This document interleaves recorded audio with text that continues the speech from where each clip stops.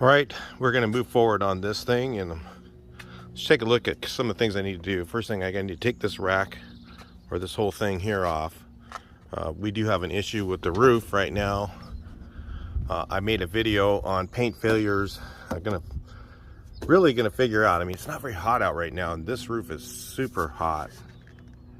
So I'm wondering, might have something to do with it.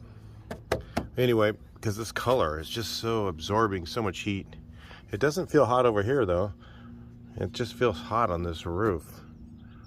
So, and it's not even very hot out. So I'm sure that had something to do with it. The filler was crystallized. That doesn't usually happen. It doesn't usually crack. This is the worst I've ever had something crack that I've done. You know, I've had filler cracks every once in a while. Usually it's pretty obvious that I put on filler too thick or something. So I'm not going to go and change my whole system of things just because I had one failure.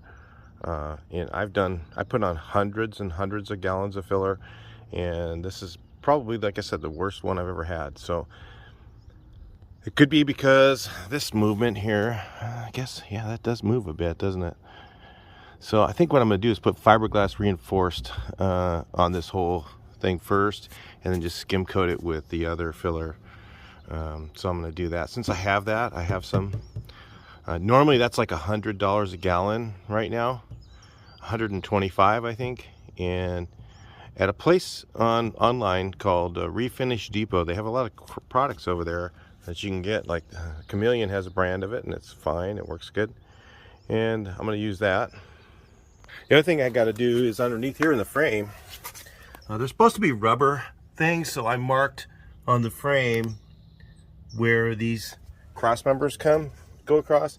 I'm going to put rubber on there like it normally has. And I need to move these holes back a little bit so that I can get all the bolts in here. So I want to make sure I do that while I got it off. Get it off once. So anyway, we're going to go ahead and take this thing off right now. So we're going to go ahead and take these off.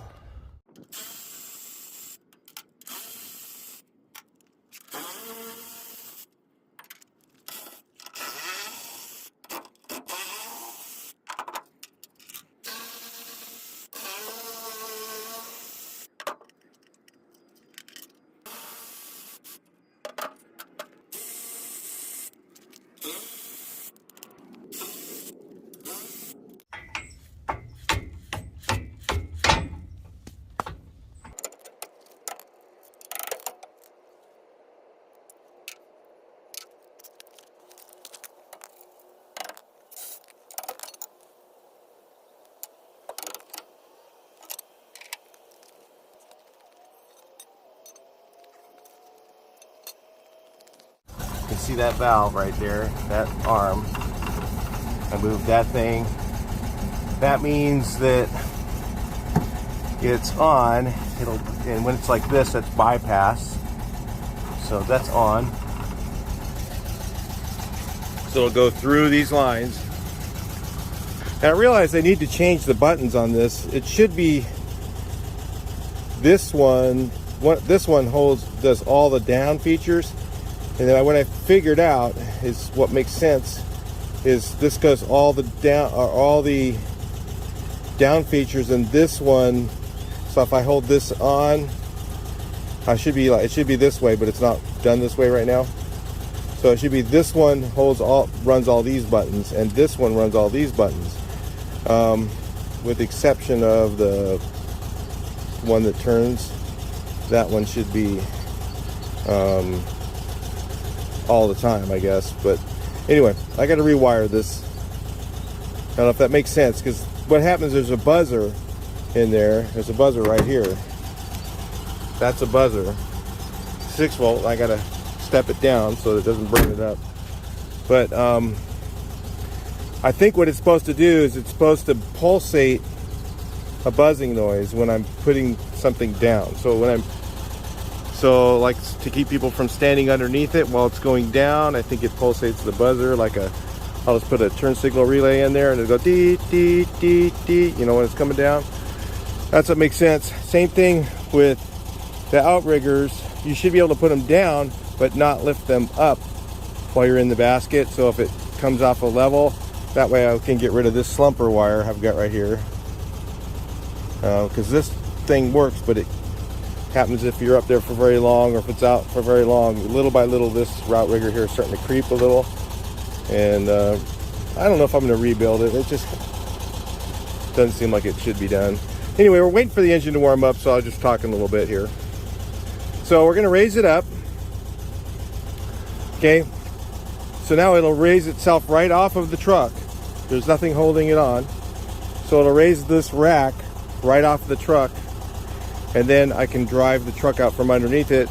But I need to disconnect this line and those two quick releases over there.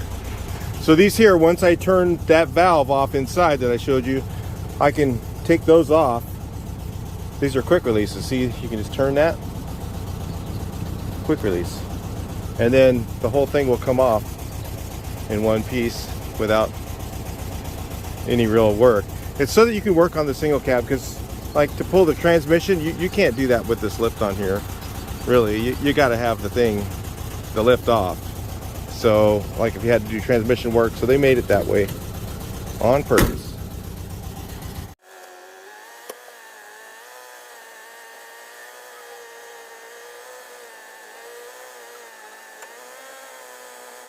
All right, that is nifty. Look at how they engineered this so that this doesn't hit right there. It's pretty close.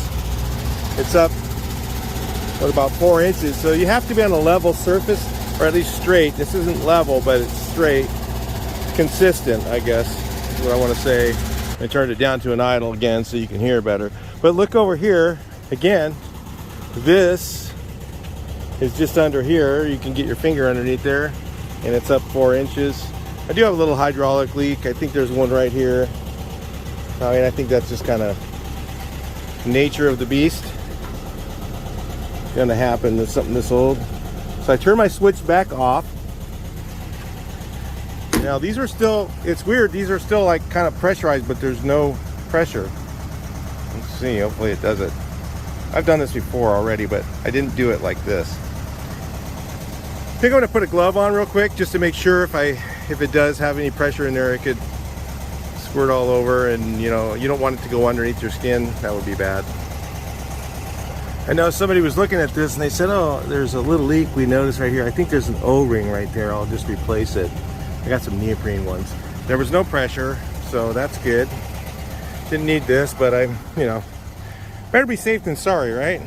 I was working on that, and boy, there was pressure in the line. It shouldn't have been, but there was. So then disconnect the wire. Now everything's disconnected from this. I just drive the truck straight. The trick is drive it straight. I mean, it's not high. I guess it's high enough. I could, even if I was a little off on my straightness. But putting it back underneath it is a little tricky. I had these rolling dollies on it. I can't do that on the hill here because it's on a hill, but it's a straight hill. So anyway, we'll take it off here and we'll let you guys see if anything happens while we get it off.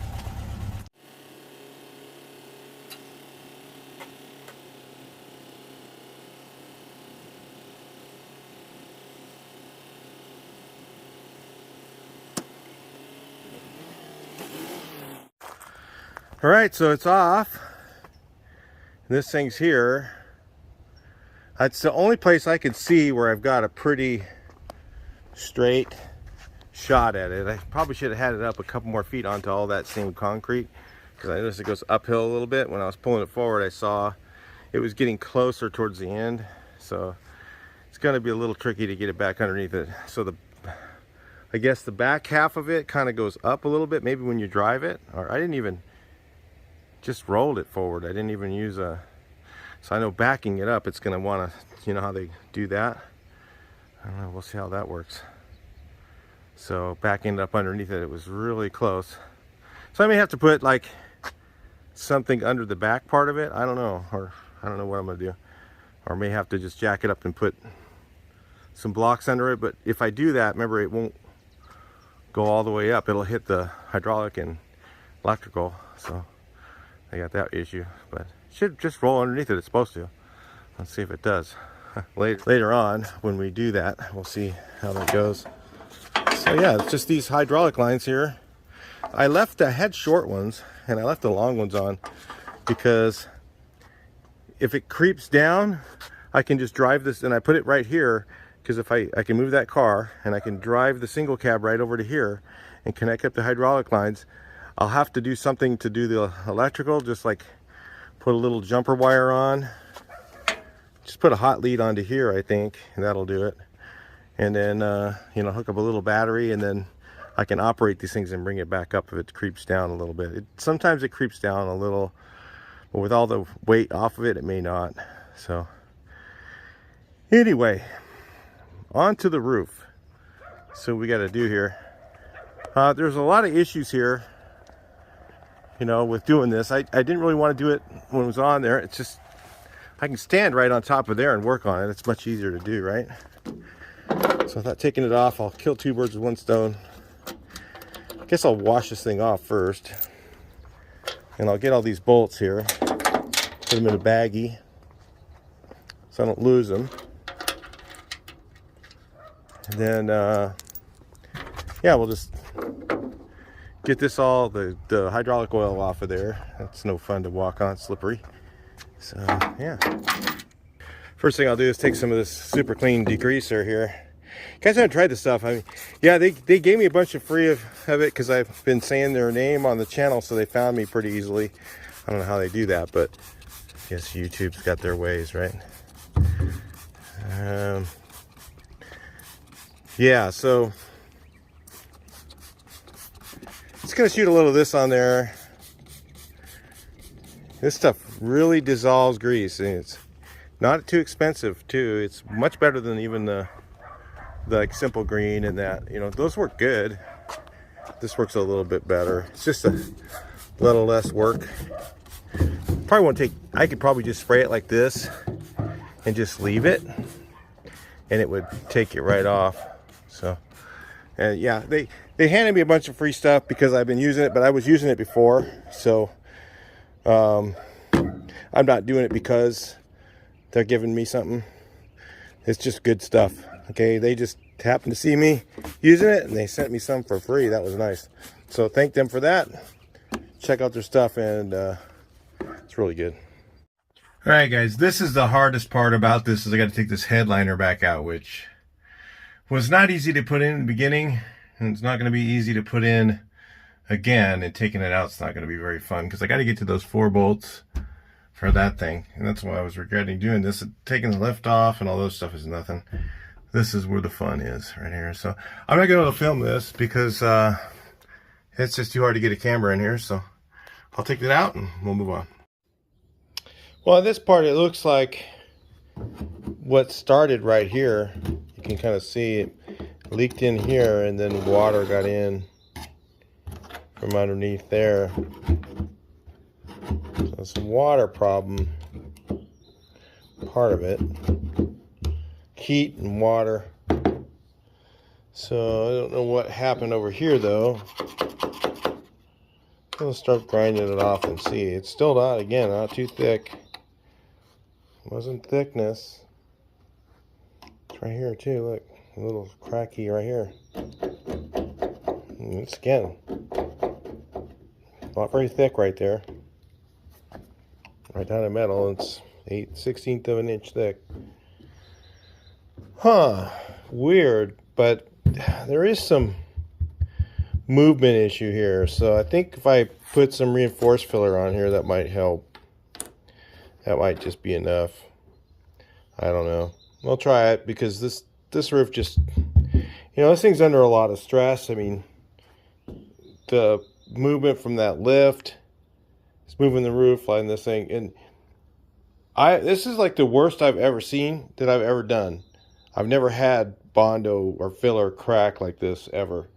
Just, you know, I've gotten little tiny places where it was stressed or whatever, but it's just kind of weird. So it's kind of really, really strange. And that it's faded out like this. It's really bad. I mean, I know why that is, because the material I used, not supposed to thin it. And I wasn't aware of that. I didn't read the label. That's my fault. Should always read the label. So anyway, but you can see over here it wasn't, it's not like water soaked through the filler. It like got underneath it and worked its way along. That's what I'm thinking there. And what happened here, I don't know. Maybe something fell on it. You know, when I was working on it up here. I don't know. Anyway, I'm going to start stripping this off here and we'll see. All right, let's take a look here. I've taken off a lot of this. I had a crack down here, one back in here, cracked along there. It was like a little crack in the corner. I had something over here, and of course around this thing where that thing was. I got a dent there. I'm gonna try and straighten it out a little bit better. I think I just got tired and just threw Bondo over, filled it, but it wasn't. Again, it wasn't that much. You can. Everything's really not much filler on here, really. So I don't know if I need to strip any more than that. I think I'm going to take more of this area off, maybe. Just double check, because this is what I think is happening here, and you know, this is where a lot of these theories come. You know, filler absorbs moisture. I always hear that. You know, if you look here, obviously there was no rust under the filler. This was rusted, then I ground it down and went over it. And I'm not sure if there's, like, it's a different color right at the metal than it is right here. So maybe I had used primer over this first and then filled over it. I don't think I did, but when it cracked and came off, it came clear to the metal. So it could be, you know, whatever the primer was let go, but not really very likely that happened. But here's where some of this stuff comes around. So what happened to me, what's happening with this thing, I think is, I mean, with all that weight on here, this thing is under a tremendous amount of stress. So this is a unibody car, and where the connectors are is here. I tried to connect everything back to the original stuff as best I could, but even this roof all gets, like, with that weight on here, I think causes movement, and movement causes cracks in filler. So it could be, you know, this is what I always think, and people go, well, there was rust underneath where the filler was. So people go, well, the filler absorbed rust, and then that's why it came off, and that's why it cracked. I think the crack happens first, and because obviously there's nothing here with filler, with rust going under the filler. So that theory, I think, is not really very valid. It might be in some cases, but not in this one for sure. But what I think happened is it got a little bit of rust got from the crack. There was a crack, and then it got through it, and then it walked its way up. The rust started walking its way up because we had so much rain this winter, and this was outside. So I think it just got water and water and water, and then when it gets behind it, then it can walk its way along. Same thing that happened here. I think the crack started in the middle because the wire and stuff, and then just kind of worked its way. Water got in there and just kind of worked its way along, and then became this big pool, and then this thing just popped off because of that. So, you know, those theories that people say, oh, filler absorbed rust, I don't think they're that valid as much as people think they are. There's people misread what happened. So that's what I think happened. So I think that the rust happened because the filler was cracked. That's where I come up with that. And the filler was cracked because, more than likely because of the stress, the movement of that, just this thing's so heavy. I mean, it drives so much different without the stuff on it. Then on top of that, being in the sun helped crystallize the filler. If you saw, these pieces were really crystallized. I mean, look at this. This thing is like, it's just like total crystal. It's just hard as a rock and really crystallized. So here's what I come up with. I think the bulk of the stress is in this back panel because the lift is going like this, and it's moving here where it's vertical, where it's the weakest. It doesn't have any, I mean, the only things that are support are these little things here. And so I think it just kind of moves right here when you're going down the road. So that's probably why it cracked. And then, you know, again, with a paint failure, I don't know. And maybe the heat, you know, from the paint failure kind of helped it along. So there was that as well. But I think it's like, I don't know, you can, that's a weak point right here. Because the structure is connected from the bed to here pretty well. And then it goes in through here and it goes up into the roof. And then, because this part's rounded, it dissipates the weight, you know, of all the stress from this back here. So if you can kind of understand it, it's got a lot of stress right in this corner, and that's real thin filler, and that's why this area cracked right here. There's really nothing underneath it other than surface rust right underneath where it was cracked. As it was telling me, the water went through the crack and kind of made it worse, because it'll start going underneath the area where it was cracked and move along, and then big pieces chip off like what was up here. So I think I'm going to strip all the way over here, and then I'm going to go ahead and tape everything off.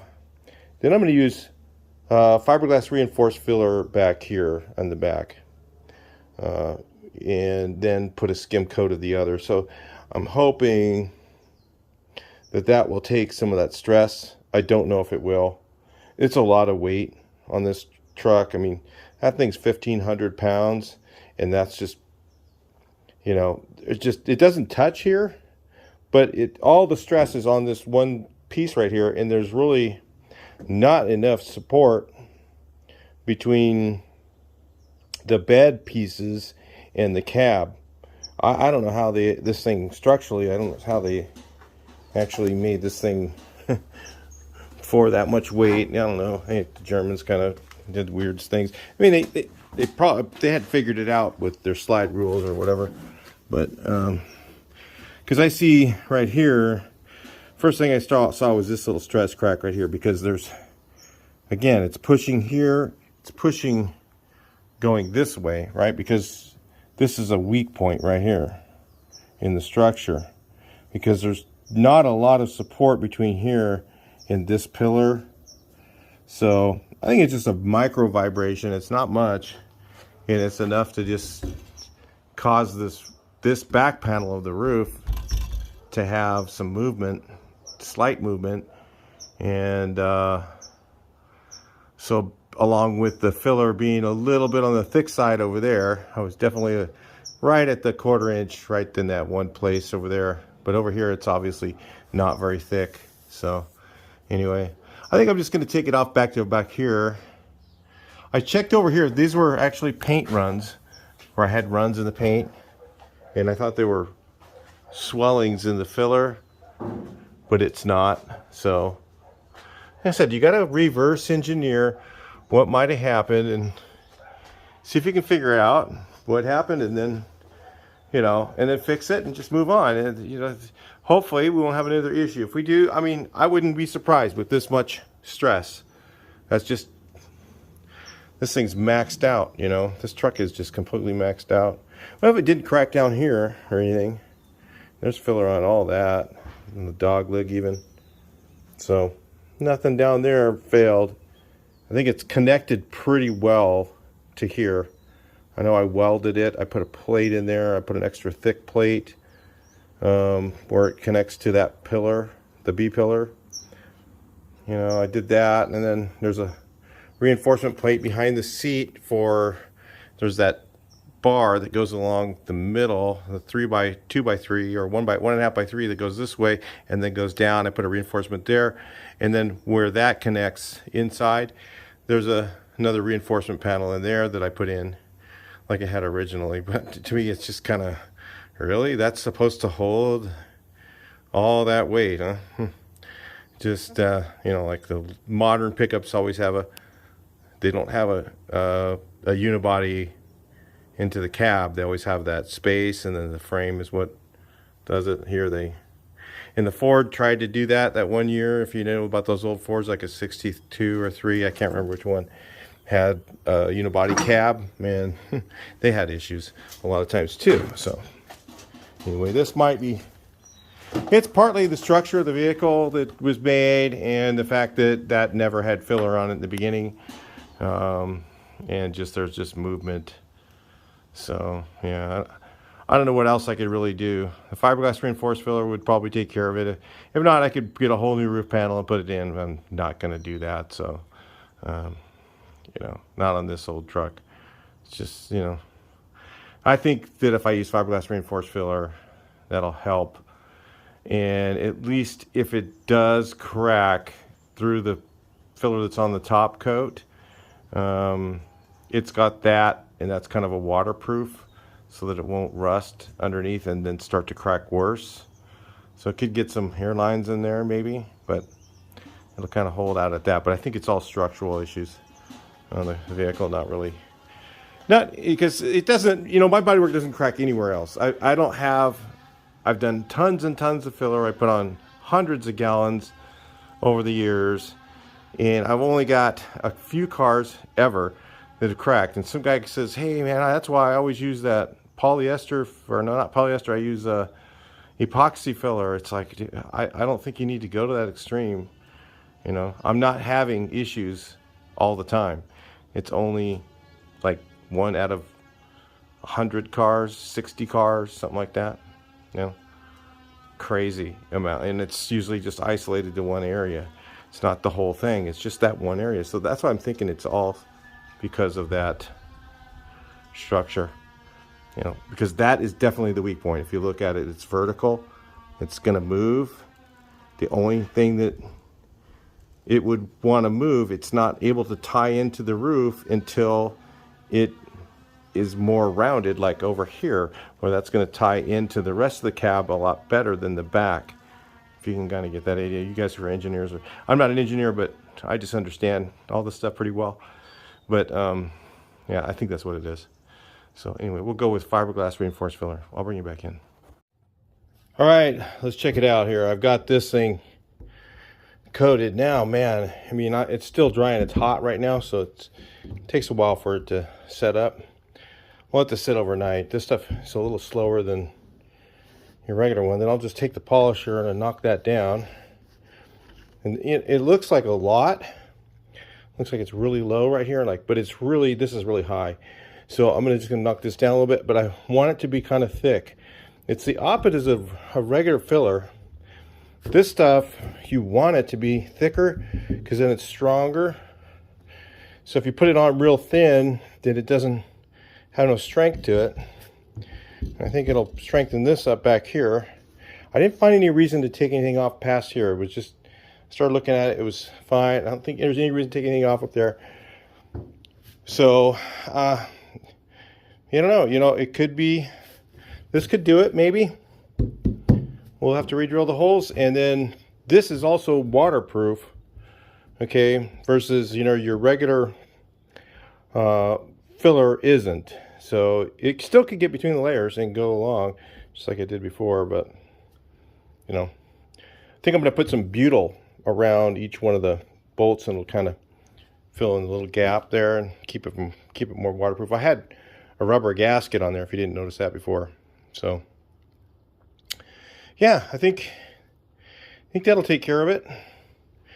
And then this here is got this layer of this stuff. Man, that stuff's like, should strengthen that whole back wall up a bit and tie it more into the roof and make it, you know, even it out a little bit.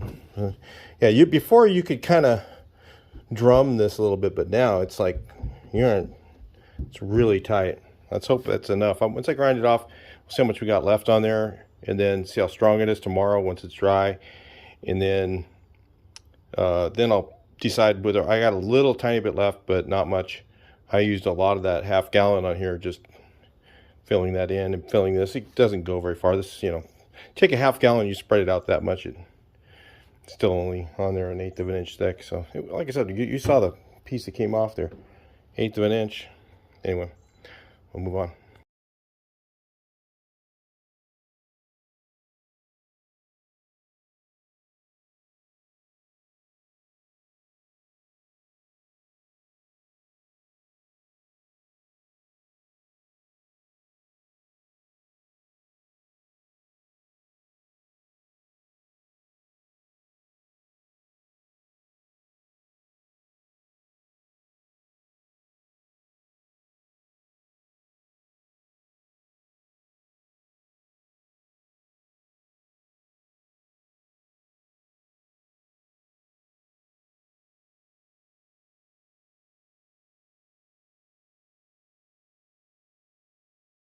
All right, let's take a look here. I mean, that strengthened that whole roof up. It was kind of weak because remember there was a giant patch right here that I had to put in because the whole roof had rusted out from, you know, from the old thing. I mean, that's always been an issue with this truck, is that the beacon on here, on that pole. But I don't want to take off the beacon and just put it mounted to here because it's not the way it originally had that perch. So kind of wanted to still stay there. But yeah, I mean, this really doesn't move much now. I mean, and this is a waterproof product here, so that it shouldn't creep underneath like that again. You know, people say, oh, it's sponged into the Bondo. No, it just, what it does is the water gets underneath it and just starts to work its way along, and the rust starts to go. And then as it gets rusted underneath it, it starts popping loose, okay? And it just works its way along. It's not, I really don't think, I mean, it's up to you if you want to believe all that theory stuff, but I really don't think that the theory of the Bondo absorbs water really holds any water. I think it's just somebody saw rust under their Bondo because of a crack, and they called it, you know, the Bondo absorbing rust, because, you know, it's not a good idea to wet sand anything with a filler, because anytime it's open, when it's sanded, like this stuff, you could probably get it wet. It probably wouldn't hurt it because it's fiberglass. It's pretty waterproof. But a lot of products, when they're sanded, it's open. So even your primer, if you sand your primer and it's open, it can rust underneath it. Another thing I just thought of is when I did this roof, if you notice the filler was yellow, I was also using Auto Art filler, which I don't know. I've looked at the specs on it, but it doesn't really say that it handles any kind of flexible panel. And this AG47 does, you know, it handles high stress panels.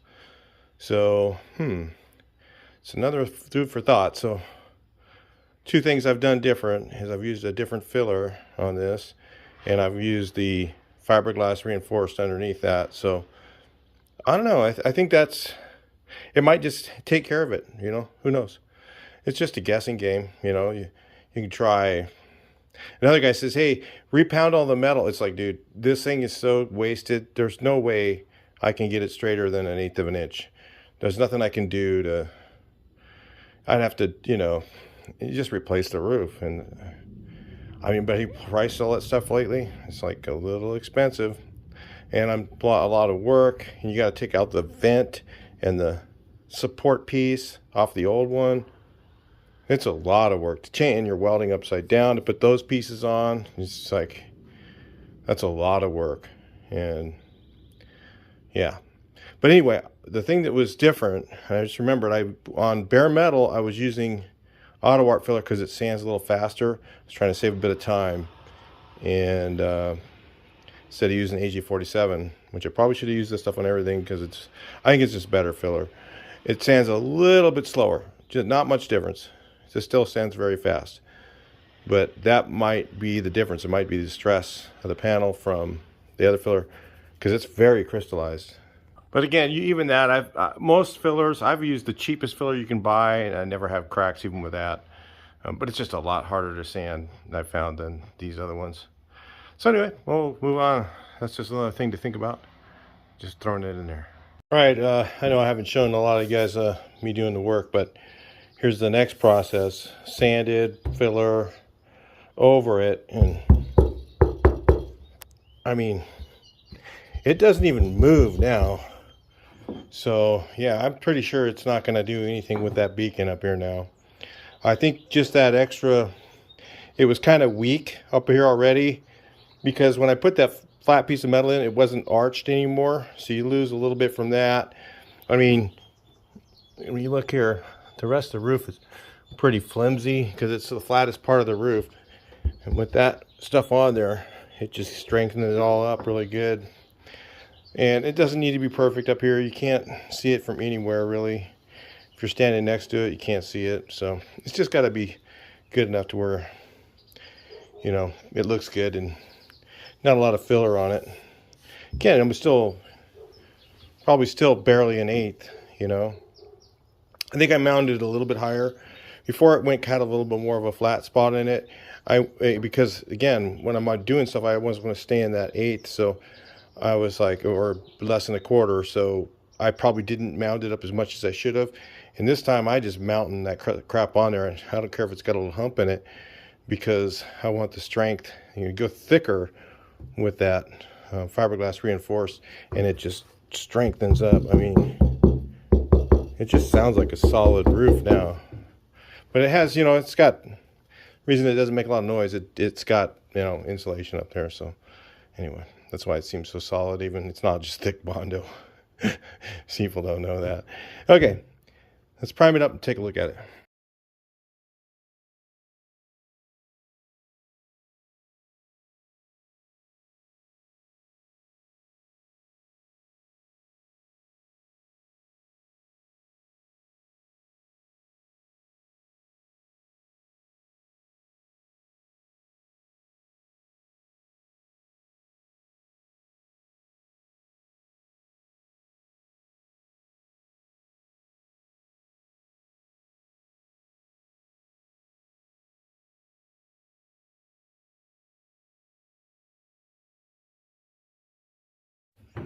Right, we're just blowing on a little guide coat here.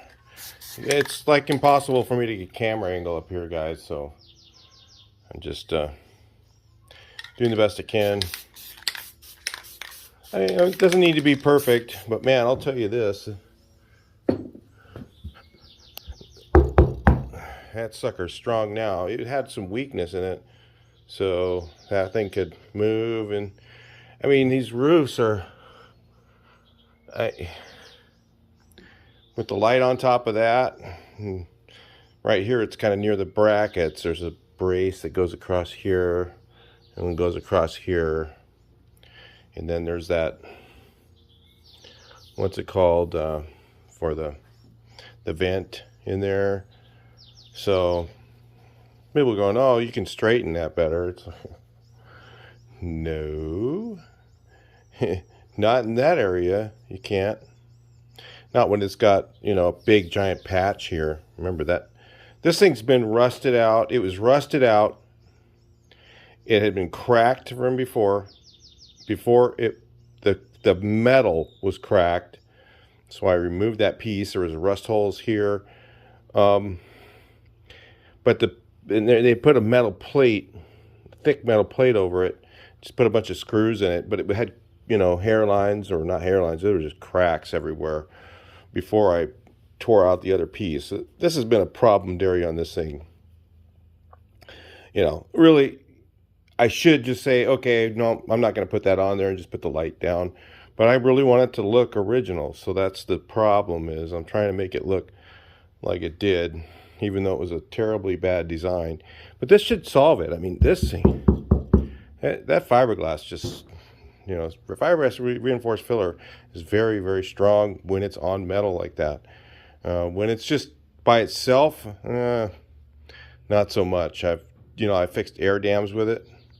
You got to use regular fiberglass and then use that to go over it. So you got to put a bunch of layers of fiberglass cloth down and then put, that's because that acts like the metal does. So, or you can put a piece of metal behind it. I mean, I've even taken like parts around.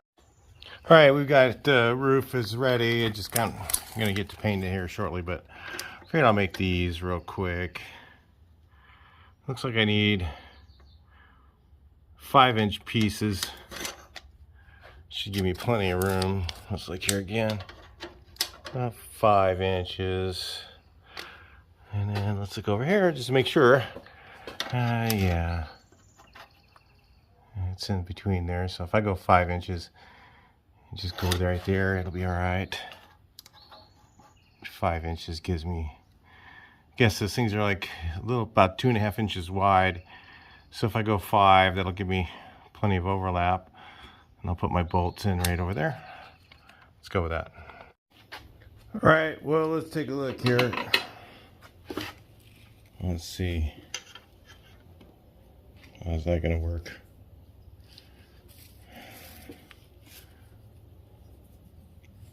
It's gonna get one out in the right place, and then I'll just cut them all the same.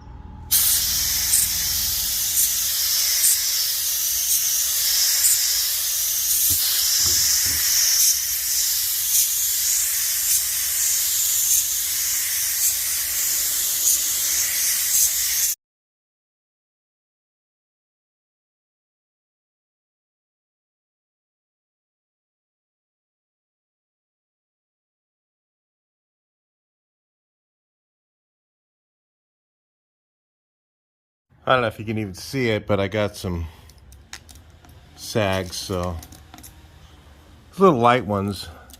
You just, it's, you know, it's easier than having a lot of orange peel. I'd rather have a few sags like that. And I hate it.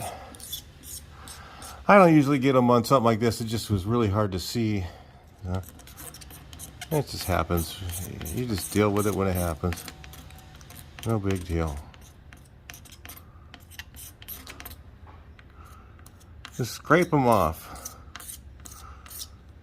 It's the best way.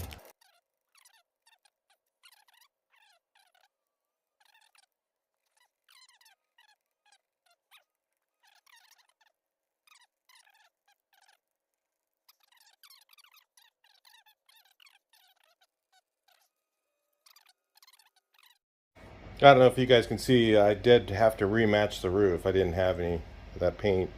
Not enough. So, yeah, it's actually not that far off. I think once I buff this, that's going to lighten it up a little bit. It looked lighter when I solvent checked it. I put it on, sprayed it, checked it with solvent, and it looked like it was a little bit lighter, and now it looks darker, so it looks a little more red. But once it's and it's in the sun, you can't hardly even see it. And then once I buff it, I think it'll look the same, because it was just the clear was, when the clear goes on, sometimes it darkens stuff up, you know. I don't know, just the way it goes.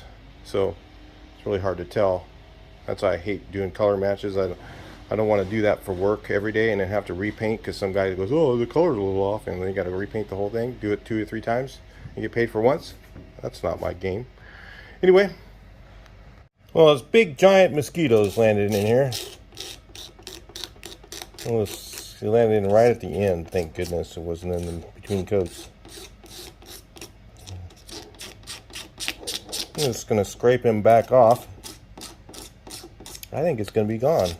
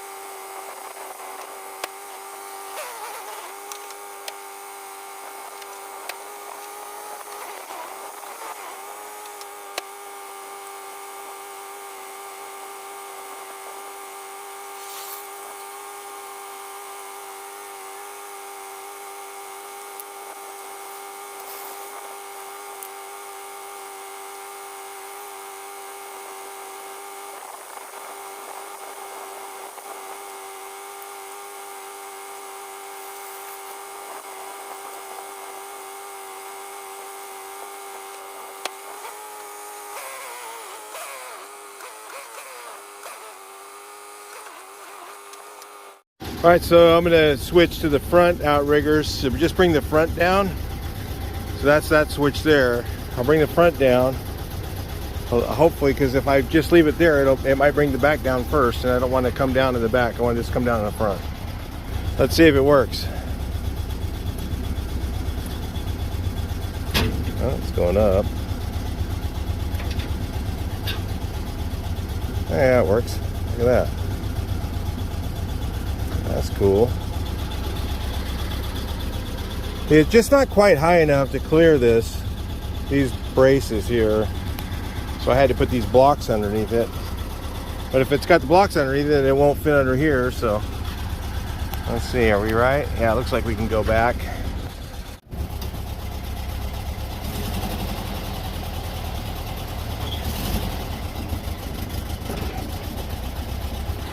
All right, so let's take it back to here, all four. You notice there's no hydraulic pressure. I guess these things here are like one-way valves. Until the pressure starts to flow, it won't. If there's no flow going on, it won't go down. So let's see.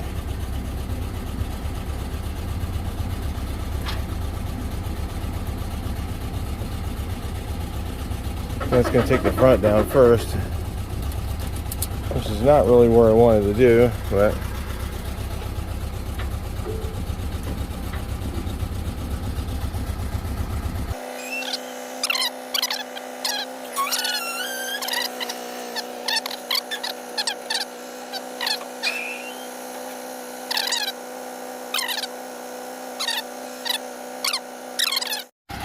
all right, so if you're wondering, I'd use these dollies. Can't leave them on there and drive the truck forward. It just roll down the hill. That's why you need it on level ground. Really, I don't have anything level, so. But I can only get 3 of them underneath because look here, the hose is hit there on this side, like I was saying when I took it off. So I got to bring it down, and hopefully it's nice this time. Let's see.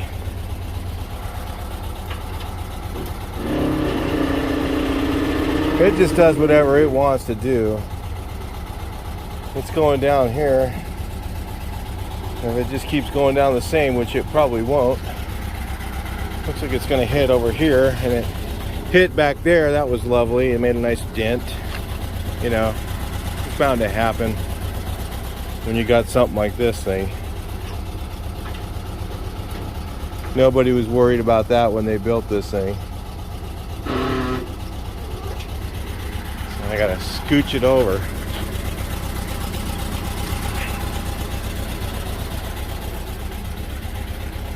I gotta scooch it forward. Maybe I'll have to back the truck up a little bit to get it to line up here. I guess I'll do that. All right, well, after a couple tries, I got it.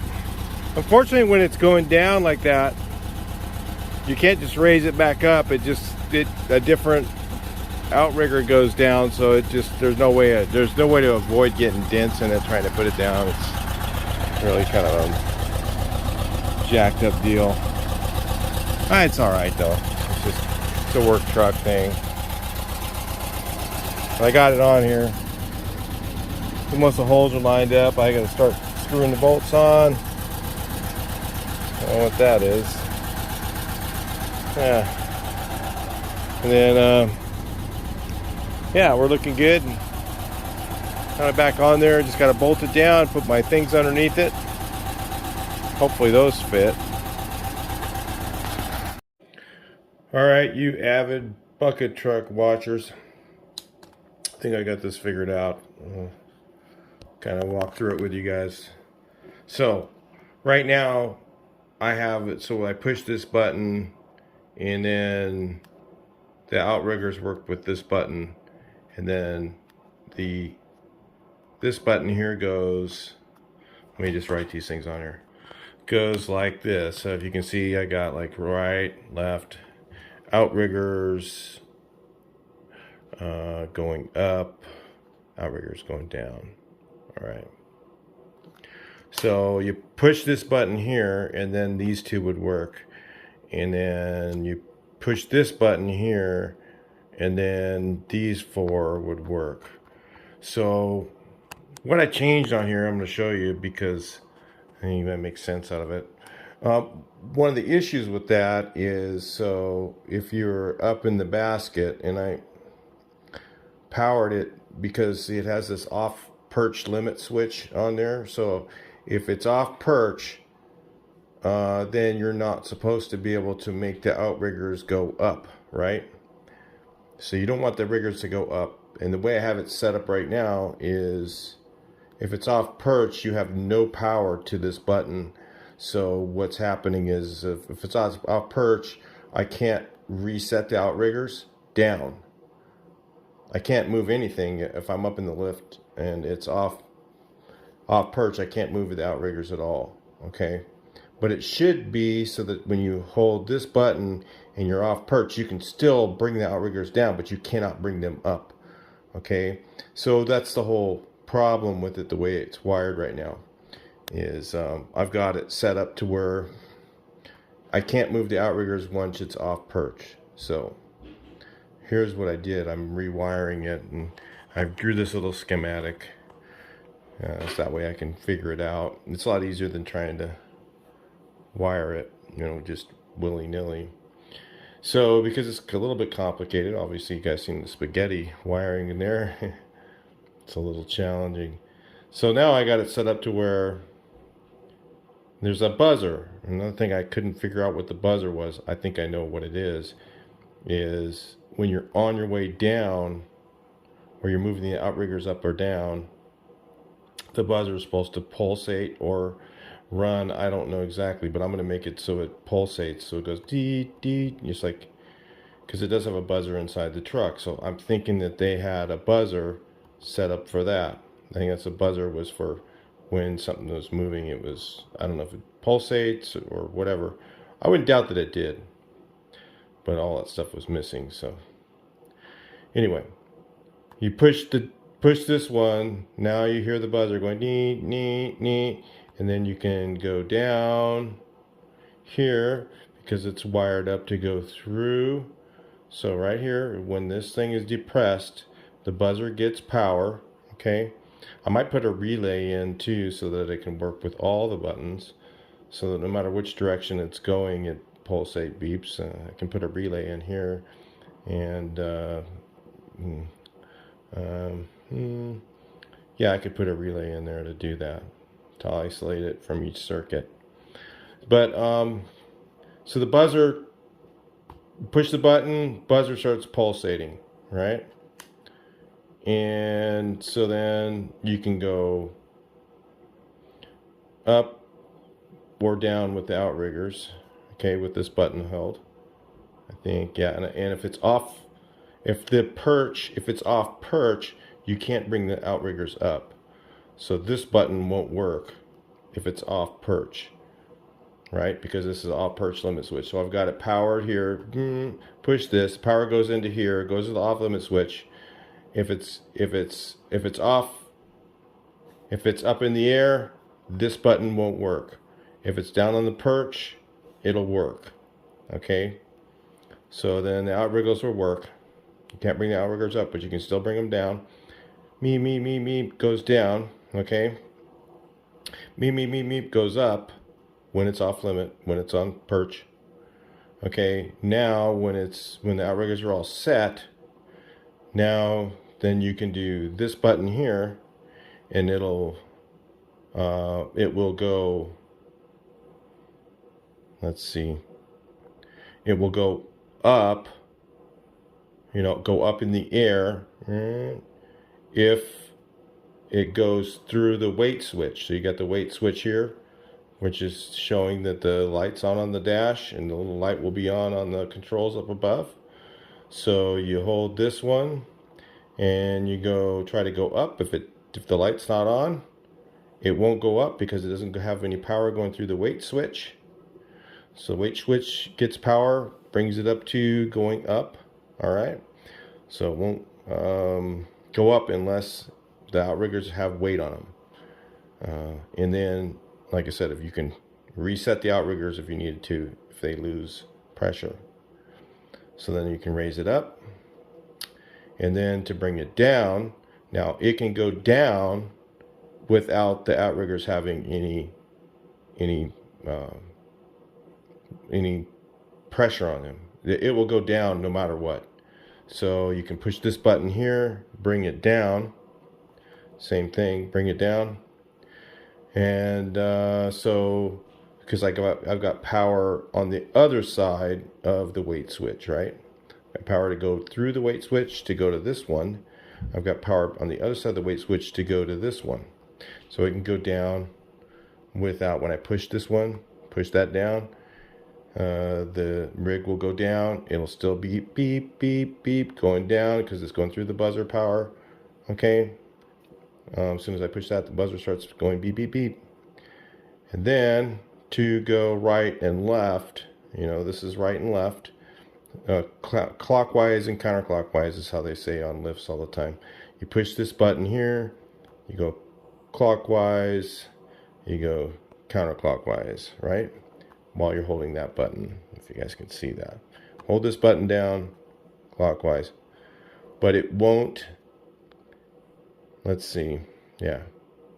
It will do that regardless if, it should be, I should power that through the, I don't know if I can power it through the limit switch, because when it's off limit, that's when it needs to have power to be able to do these things. So go left and right.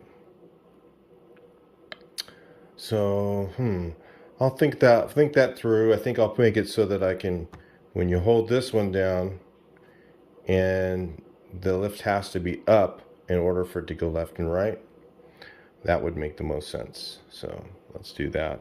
But that's, anyway, that's the kind of thing I've been working on. It's crazy. I'll talk to you guys a little later.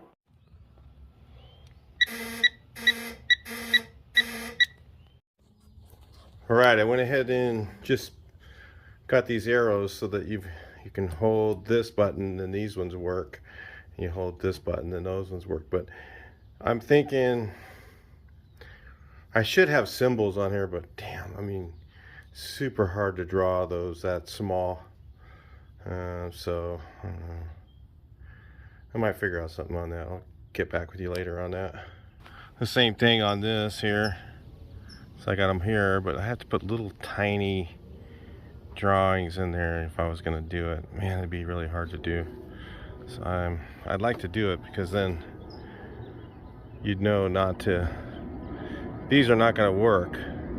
Or you can bring them down, but you can't take them up when this is up. When this lifts up in the air, this one does not work. It will not go up, but it'll go down. So if it needs to go, you know, readjust it down, it'll go down. These ones will work all the time. So you'll always be able to go down. You know, that's the whole theory, is that if you hold this and you're up in the air and something happens with the stabilizers aren't holding, you can still come down. That's a safety thing you always have to have.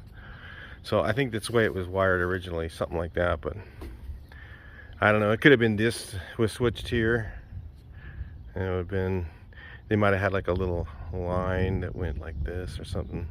I couldn't figure that out, but that's a good guess. It's good enough. It'll work that way. And the buzzer pulsates while it's going down. Any of the red buttons, the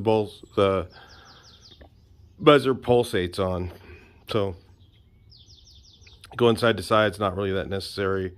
Going down, it should be, but I couldn't figure out how to, I'd have to put a relay in to do that. I could do it, but it'd be more work and stuff, so I didn't bother. Anyway, it does. Actually, I think it does when it's going, no, when it's going up, it does it, but not down. So anyway, I'll talk to you guys in the next video. Please like, share, and subscribe. Hope you enjoyed the content. I'm sorry I didn't film everything. It's just too much time to set up the camera for everything, because I just have a lot to do. So I wanted to get it done, but I wanted to film some of it for you guys who watch. I'll talk to you later.